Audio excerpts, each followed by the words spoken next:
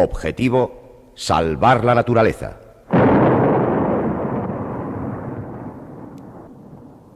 Un programa de Radiotelevisión Española con guión, dirección y presentación de Félix Rodríguez de la Fuente.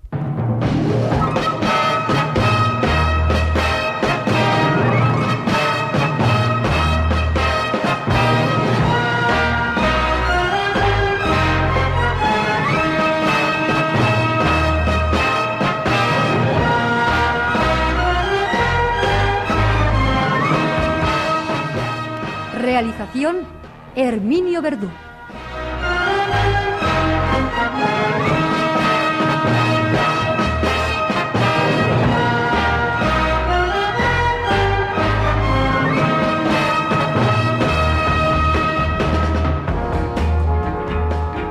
Queridos amigos, estamos nuevamente enfrentados con el tema de la naturaleza, tratando de cubrir nuestro objetivo, que es el de salvar la naturaleza.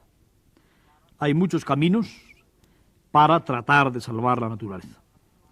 Quizá uno de los mejores caminos sea el de tratar de inculcar el amor a la naturaleza a todas aquellas personas que no tienen la oportunidad de vivir en contacto con ese ente inmenso, multinacional, infinito, a lo que llamamos naturaleza.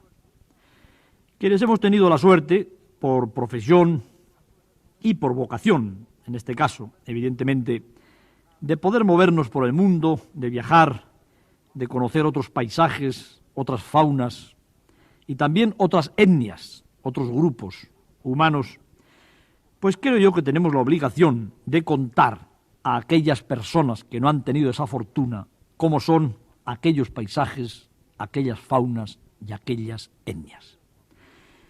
¿Y qué tiene esto que ver, amigo doctor? Me dirá un amigo crítico, que son los mejores, los críticos, porque son los que no nos permiten dormirnos en los laureles. ¿Qué tienen que ver sus bellas historietas africanas con lo de salvar la naturaleza? Pues yo creo que sí. Yo le diría que si ahora vivo de, por y para la naturaleza, si he conseguido hacer algo a través de tantas y tantas horas de trabajo expresadas en películas, en libros, en programas radiofónicos para la naturaleza, quizás sea porque, siendo yo niño, relatos, historietas, historias, cuentos, me hicieron de alguna manera adquirir ese místico amor hacia todo lo que es animal, planta, espacios abiertos, que hoy constituye ni más ni menos que la esencia de mi vida. Por eso estamos ahora metidos en una fase de objetivo salvar la naturaleza que yo titularía como relatos africanos. A través de estos relatos africanos, ya la semana pasada conocíamos algunas de las facetas de ese paraíso inmenso que es y que era sobre todo hace 15 años el África Oriental, Uganda, Kenia y Tanzania. Entonces, hace 15 años, entre los 15 años y los 8 años vista, pasaba yo 3 meses aproximadamente anuales en los paraísos africanos. Estaba ya haciendo fotografías, estudiando animales, preparando rutas para el safari fotográfico. Estaba sobre todo integrado con la madre tierra. Estaba aprendiendo cosas de todos los animales y de muchos de los grupos humanos del África Oriental que van a constituir a lo largo de estas semanas los relatos africanos. Una de las cosas que más me sorprendieron al llegar al África Oriental, nunca olvidaré el abrirse de la puerta del avión en el que había viajado desde Roma hasta Nairobi, ciudad de bellísimo nombre, ciudad acrisolada en mis novelas y relatos de aventuras, empezando por los del inmortal Hemingway, el gran cazador africano. Nairobi, en idioma masái, significa fuentes frescas, manantiales fríos. Y es que la mayor parte de Kenia y de Tanzania, incluido Nairobi, sobre todo todas las altas mesetas de los ricos pastos, de las brisas vigorizantes, pertenecía al soberbio pueblo masái. Nunca olvidaré, decía, queridos amigos, al abrirse la puerta del avión, el mensaje de la noche africana. El avión llegaba a Nairobi haciendo el vuelo desde Roma al amanecer, a las 6:00 de la mañana. Aún no clareaba el alba africana y llegaba hasta la puerta que se abría y que nos permitía salir de la panza del reactor que había atravesado en 8 horas la enorme distancia que va desde Europa hasta el corazón del África Oriental, todo el mensaje de los sutiles aromas, perfumes y voces de la noche o del amanecer africano.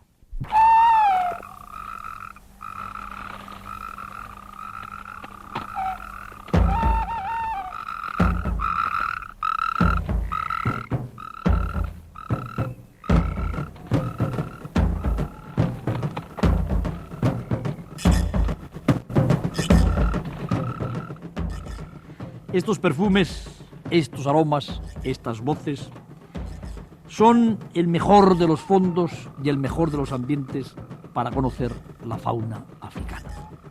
Los nombres suahilis, que es la lengua franca del África Oriental, que se aplican a los animales, tienen, diría yo, que esas mismas resonancias, esa misma música cuajada de impresiones, de nostalgias del África lejana. Un lenguaje en el que a león se le llama Simba, que es la más hermosa y sonora de las palabras. Un lenguaje en el que al leopardo, que hay que decir su nombre tan despacio para que no se entere, se le llama Chui, casi como un susurro. ¿Cuántas veces un hombre, un africano, habrá sido lo último que haya dicho en su vida? Chui, porque el leopardo es el gran matador de hombres en África, si hay una fiera que pueda especializarse en la matanza de hombres. Un lenguaje en el que al hipopótamo, esa especie de señora obesa que vive metida entre aguas la mayor parte de su vida, tostada de tanto tomar el sol, con una voz cavernosa, se le llama kiboko.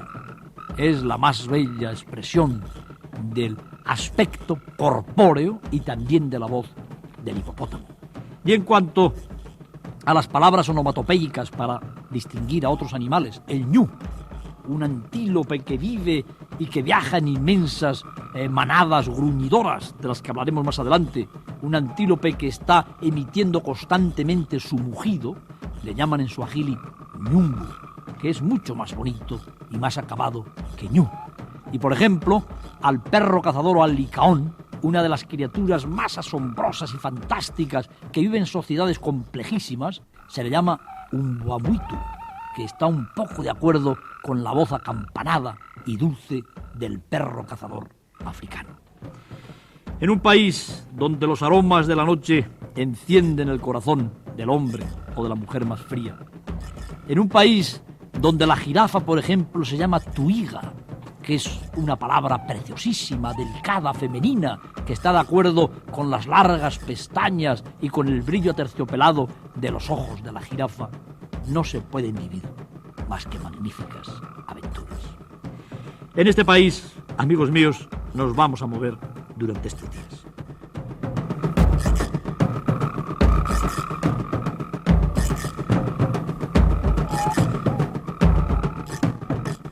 ¿Os acordáis, muchachos y niños? Porque hay mucho para los niños y para los jóvenes en estos relatos africanos, y también para todos cuantos tenemos, y Dios nos lo conserve, el corazón de niño pese a los políticos. Pues bien, los que tenemos el corazón de niño seguimos ensoñando con los relatos africanos. Estábamos la semana pasada en aquello de que los masáis son hermosos, son altos, son valientes y luchan para, de alguna manera, proclamar su pubertad contra un león, para arrancarle el corazón, cortarle la cola y colgársela del cabello. Y demostrar así a todo el mundo que son los más fuertes y los más valerosos de los hombres.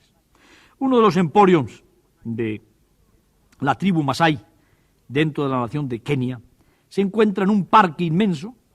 Tiene aproximadamente la extensión de una gran provincia española, pongamos que la provincia de Albacete, que también en su plana orografía se parece mucho a estas altas estepas africanas que están alrededor de los 1.500 metros sobre el nivel del mar. Mara Masai es una sucesión de lomas suaves, de planicies cubiertas de hierbas de distintas alturas en función de la naturaleza de la gramínea que prospera al abrigaño, en las solanas, en los altiplanos y que puede tener desde la hierba de elefante que cubre perfectamente a un hombre cuando va andando por la sabana hasta los cortos pastos ya más al sur hacia el Serengeti que son el nutrimento ideal para los antílopes. En Mara Masai se construyó uno de los primeros albergues que tenían como misión poner en marcha la prosperidad del turismo de la naturaleza, yo diría que por primera vez en el mundo. Un albergue que lleva el nombre de Kikorok, que es también palabra masái. En este albergue, cuando en uno de mis primeros viajes llegamos allí con un grupo de personas, habían pasado ya algunos de los más importantes personajes del mundo, entre ellos, por ejemplo, el famoso Charles Chaplin, que estaba allí fotografiado como por haber hecho un viaje invitado por el gobierno de Kenia, algunos presidentes de algunas naciones, actores famosos, etc. Un albergue confortable que tenía la particularidad de que, como en Mara Masai vive una de las más grandes poblaciones de leones salvajes africanos, que se alimentan de los ñus, de las cebras, de los antílopes que pastan en aquellas praderas, tiene todas las ventanas equipadas con una especie de rejillas lo suficientemente fuertes, al parecer, como para evitar que un león curioso pudiera penetrar por la noche en la habitación de un viajero importante.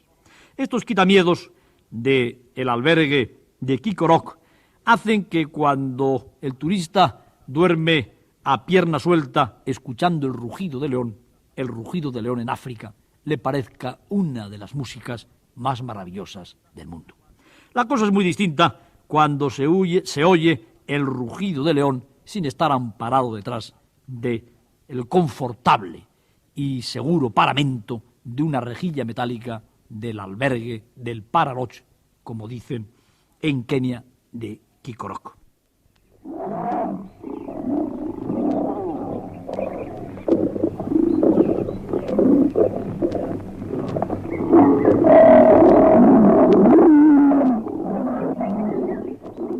Simba, que es evidentemente el animal que más llama la atención de todos los viajeros africanos, Simba, que es evidentemente el rey de los animales, desde las fábulas griegas y los relatos de Aristóteles, tiene la buena o la mala costumbre de rugir de tiempo en tiempo durante la noche.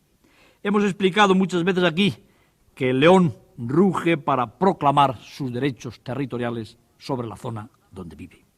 La semana pasada, precisamente, dábamos la interpretación masái del rugido del león. Pero lo cierto es que quien no esté acostumbrado a escuchar el rugido del león, quien no sepa que el león raramente se transforma en un matador de hombres, en un man-eater, que dicen los ingleses, y que es la palabra por la que incluso hoy los nativos africanos designan a estos tremendos especímenes que surgen de tarde en tarde y que son tan temibles como el mismísimo diablo. Para quien no esté al tanto, como digo, de estas cosas, siempre la presencia del león le puede llevar a temores o aprehensiones que a medida que va conociendo el animal y lo ve tendido allí sobre aquellas verdes praderas africanas y puede hacerle fotografías y le dice a todo el mundo que los leones no son peligrosos porque se alimentan de antílopes, se va transformando, diríamos, que en una excesiva confianza. Esto, amigos míos, es lo que le ocurría a este cronista de los relatos africanos cuando llevaba hechos un par de viajes a Kenia, Uganda y Tanzania. Había visto multitud de leones, había leído casi todo lo que se ha escrito sobre leones, había estado incluso en el teatro de las operaciones de algunos de los últimos devoradores de hombres, los famosos man-eaters del Savo, descritos, mejor dicho, en sus terribles hazañas por el coronel Patterson. Con todas estas ideas y estos argumentos en la cabeza, acompañando a un grupo de los primeros aficionados al safari fotográfico, llegamos a este albergue de Quicorroc en Mara Masai, que les acabo de describir, tan amplia la reserva como la provincia de Albacete. Todos nuestros acompañantes pudieron encontrar confortable alojamiento en aquellas cómodas habitaciones defendidas por las rejillas a pruebas de zarpas de leones. Por esas razones que siempre surgen en África y que si ustedes tienen el privilegio, o vosotros, más adelante, amigos míos, infantiles y juveniles de viajar allí, comprobaréis que son frecuentísimas, casi tanto como en España, de que de pronto un grupo de 8 personas pues tiene reservadas habitaciones y luego solamente hay habitaciones para 3, cosas de este tipo. Nos encontramos con que 4 de los componentes de aquel grupo no podíamos pernoctar en el albergue de Mara Masai, en el interior de las confortables habitaciones defendidas con rejillas a prueba de leones. Me costó poco tiempo convencer al fuego de la chimenea, 2 o 3 horas ya después de ponerse el sol y de anochecer, a los amigos que habían de compartir una tienda solitaria instalada a medio kilómetro del albergue, de que los leones son animales inofensivos de los que no hay nada que temer. Entre aquellos amigos estaba el conocido fotógrafo Francisco Ontañón, estaba el doctor Lescure, que me acompañaba en los primeros viajes africanos, y estaba una de las personas que promocionaron las pocas empresas españolas que se dedicaron después a llevar turistas al África y hoy al safari, al que yo llamaba Bwana Baeta, el señor Baeta. Yo convencí a mis 3 amigos en una fácil charla, sobre todo con una copa de buen coñac francés caldeada en la mano, junto a la chimenea ubicada en una preciosa habitación rodeada de cornamentas, de antílopes, de cabezas de león, de lanzas masáis, de que los leones normalmente se alimentan de cebras, de antílopes, y que si no aprenden por una mala fortuna que el hombre es una criatura débil, inofensiva, de carne magra, de carne suculenta y de sangre dulce, generalmente no hay nada que temer de los leones. Estábamos incluso celebrando el hecho de poder pasar la primera noche africana de aquellos amigos míos en el interior de una tienda de campaña, como en los relatos de Hemingway, en lugar de tener que dormir en un aburguesado y confortable refugio con rejas metálicas en las ventanas. Eran ya como las 12 de la noche, en África la gente se acuesta muy pronto, y observaba yo que el sereno, vamos a darle este nombre, Masai, que estaba dando grandes zancadas en torno a la hoguera, nos miraba de tarde en tarde con cierta curiosidad, como esperando que saliéramos para acompañarnos hasta la tienda de campaña donde habíamos de pernoctar.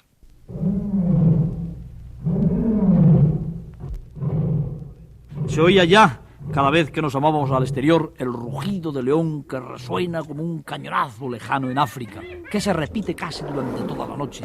Se oían también las carcajadas de las hienas, se oía toda esa fantástica turbamulta de voces y de gritos de la noche africana. Y cuando ya nos íbamos a retirar, aparece un hombre a quien yo conocía por sus estudios sobre la naturaleza, por sus fotografías de animales africanos, que llega de no sé dónde, que se acerca a mí y que me dice que qué es lo que voy a hacer, pues irme a aquella tienda de campaña que brilla allí en aquella luz lejana a medio kilómetro del albergue. Y entonces aquel buen hombre, suizo, en francés, suizo-francés, me dice que si no me he enterado de lo del león. Y yo le pregunto que lo de qué león. Y él me contesta, sorprendido, que lo de Hatari. Hatari, que fue el título de una película famosa, protagonizada por Joe Wine, en suajili significa peligroso, altamente peligroso. Hatari. Habría que emplear aquí ahora la palabra Hatari en muchas situaciones y referir a muchas personas, pero en África se refiere a un animal, sobre todo, que sea peligroso y que ataque al hombre. ¿Y cuál es la historia de Hatari?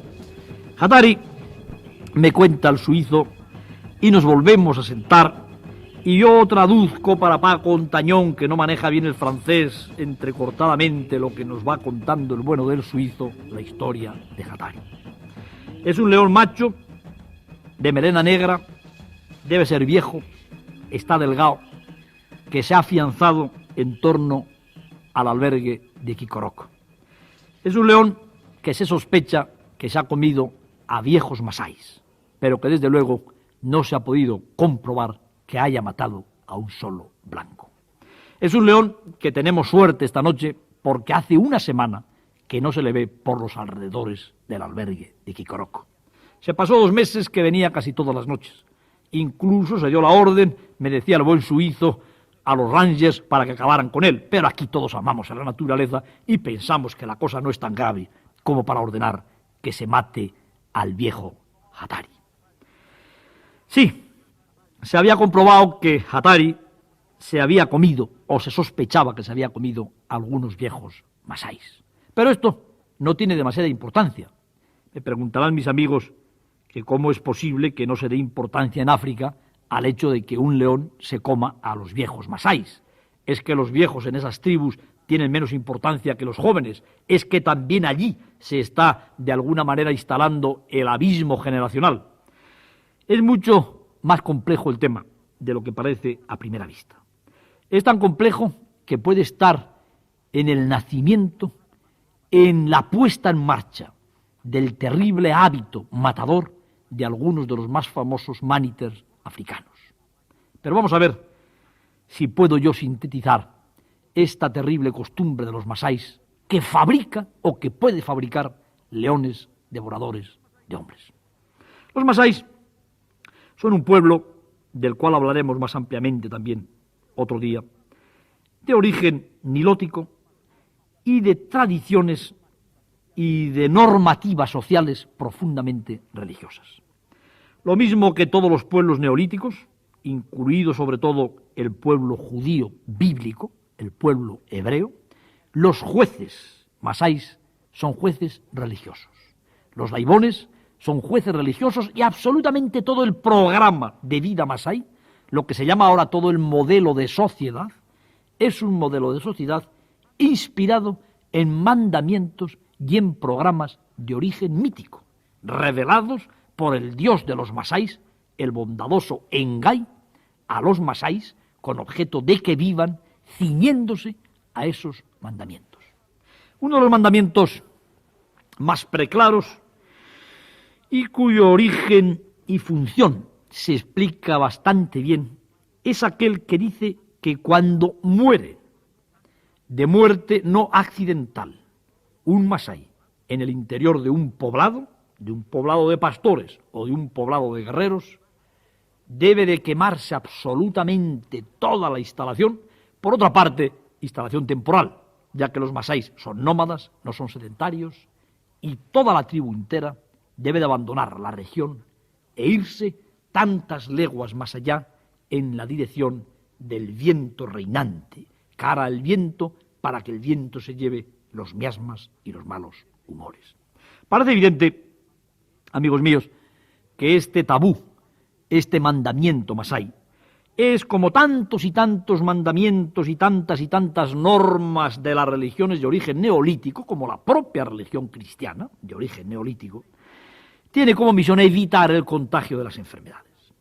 En un pueblo que vive en los albores de la cultura, al margen de la medicina prácticamente hasta hace 25 o 30 años, el abandonar un campamento cuando muere un hombre, el quemarlo todo, puede abortar, así de sencillo, una epidemia que acaba de ponerse en marcha. Eso los masáis no lo saben. Los jueces que transmiten de manera oral esos mandamientos, esas leyes, posiblemente ignoran también que se deben a evitar infecciones. Simplemente es un mandato religioso. Pues bien, debieron vivir los masáis durante los 300 o 400 años que parece ser que llevan en las altiplanicies africanas, favorecidos por estas costumbres que evitaban la aparición de enfermedades infecciosas, por otra parte en un clima relativamente sano como son las altiplanicies africanas. Pero el contacto con la civilización, la colonización alemana antes de la guerra del 14, la posterior colonización inglesa después de la guerra del 14-18, la relativamente reciente emancipación, implica un contacto con la medicina, con las vacunas y con los métodos curativos del hombre blanco.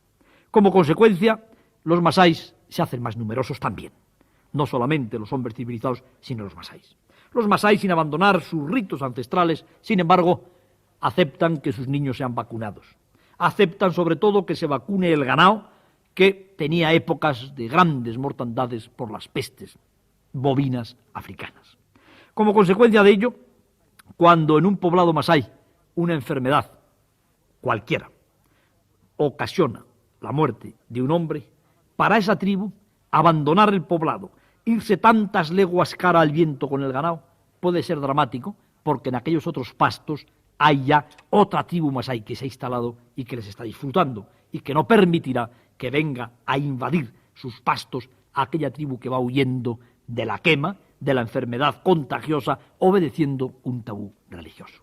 Entonces parece ser que se puso de moda la costumbre que implica, por un lado, un tremendo sentido del cooperativismo, un tremendo sentido de la entrega de la vida por parte de aquellos ancianos que en un pueblo fuerte son los que generalmente mueren. Aceptan los ancianos para no morir en el poblado y para que el pueblo y los leibones no tengan que cumplir el tabú de quemar todo y marcharse, el que unos momentos antes de agonizar, unos momentos antes de morir, en plena agonía, les saquen fuera del poblado, se les lleven tan lejos a donde hubiera tenido que irse la tribu de haber muerto dentro de su cabaña, hecha de barro y de boñiga de vaca, y que le dejen allí agonizar y morir. Piensa el anciano, así no tendrá que irse toda mi gente, abandonar los pastos y sufrir las consecuencias de la migración. Yo he visto, amigos míos, en quizá uno de los espectáculos más dramáticos y al mismo tiempo más aleccionadores de la vida, estas comitivas masáis llevando a un anciano a morir fuera del poblado. Lo he visto un par de veces. Van las mujeres llorando con grandes gritos. Como yo creo que ya no saben llorar las mujeres.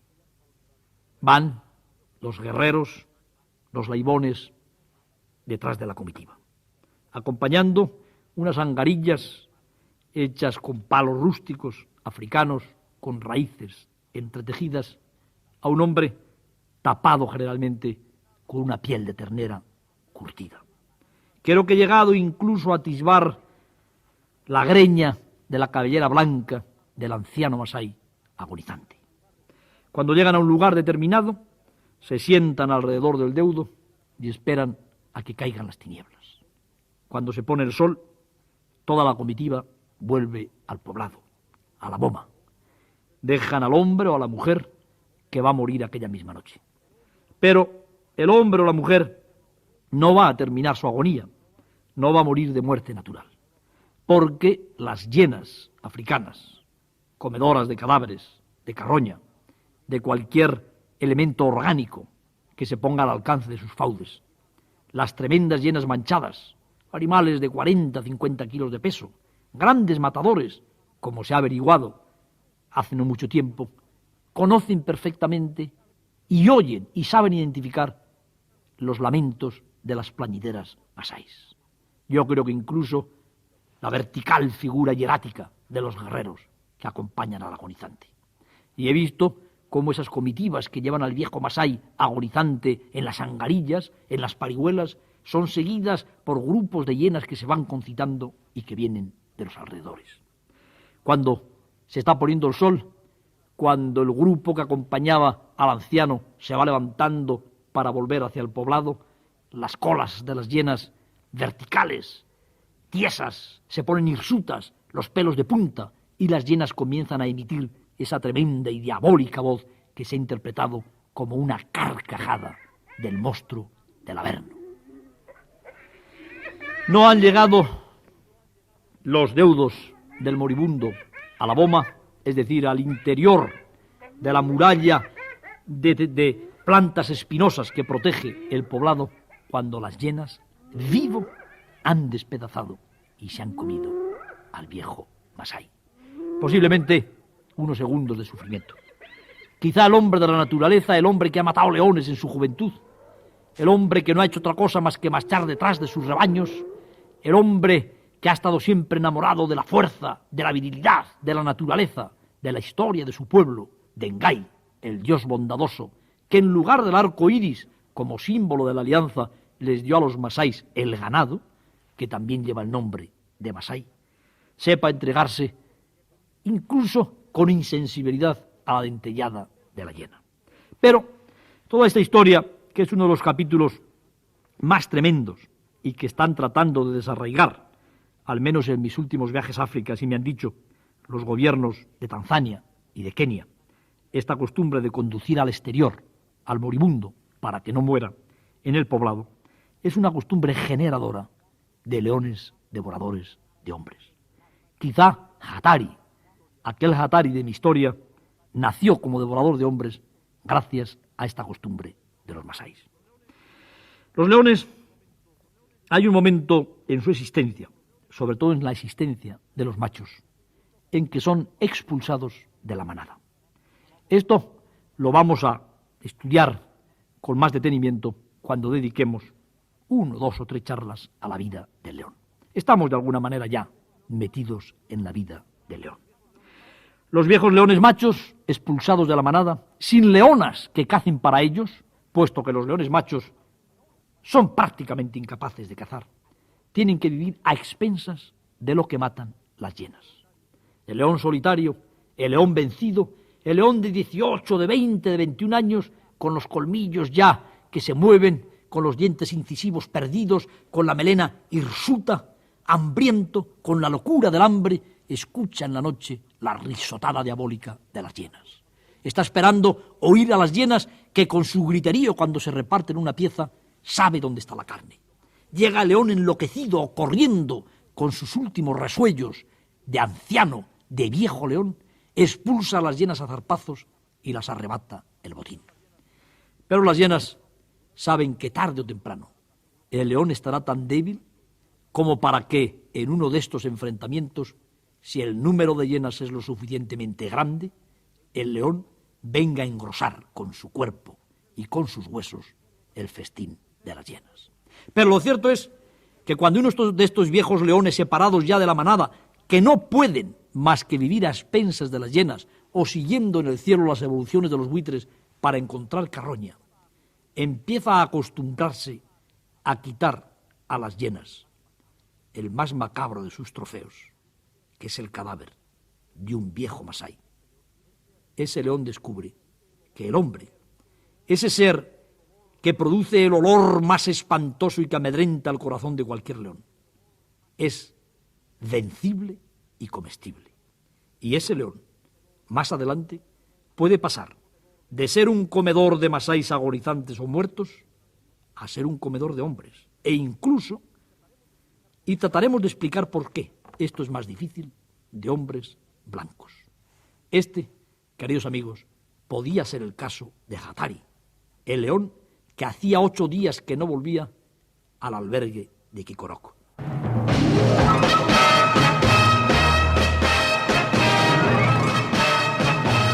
La próxima semana, de nuevo, en su receptor...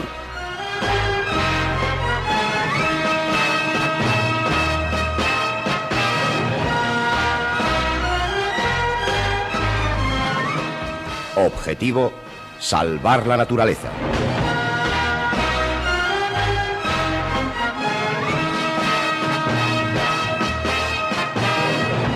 Un programa de Radiotelevisión Española con guión, dirección y presentación de Félix Rodríguez de la Fuente.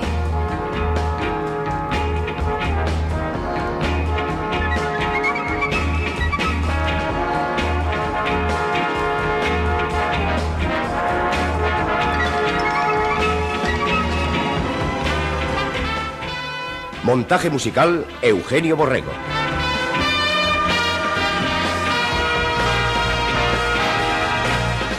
Realización, Herminio Verdú.